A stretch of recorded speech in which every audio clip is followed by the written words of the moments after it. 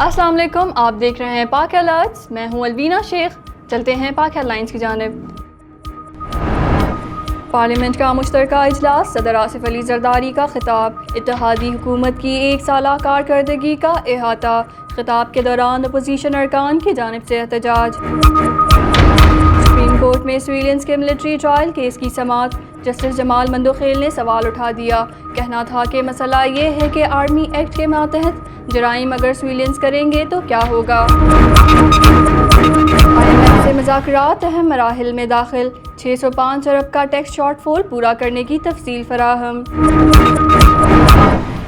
नई मुतवक्का अमरीकी सफरी पाबंदियों की फहरिस्त में पाकिस्तान का ना होने का इम्कान। हतमी ऐलान 13 मार्च को मुतवक्का है, जिसमें 12 ममालिक मुमकिना तौर पर सफरी पाबंदी की जिद में रहेंगे।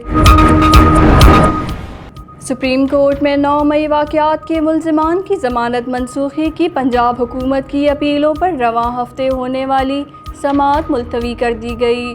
सुप्रीम कोर्ट ने 9 और 10 मई के दौरान और आइंदा होने वाले मुकर्रर तमाम मुक़दमात डीलिस्ट कर दिए।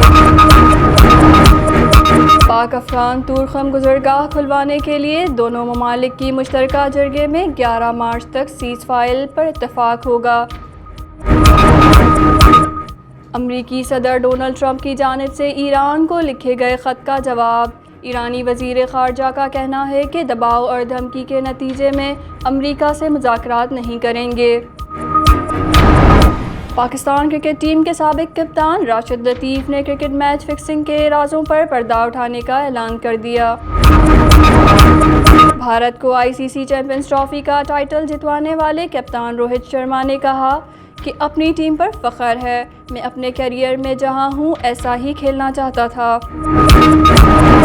भारतीय टीम के साबिक़ कप्तान विराट कोहली ने कहा कि ये देखकर खुशी हो रही है कि जब हम छोड़ेंगे तो पीछे नौजवान खिलाड़ी तैयार हैं और एक ऐसा स्क्वाड तैयार किया है जो 8 साल भारतीय टीम को जितवाएगा।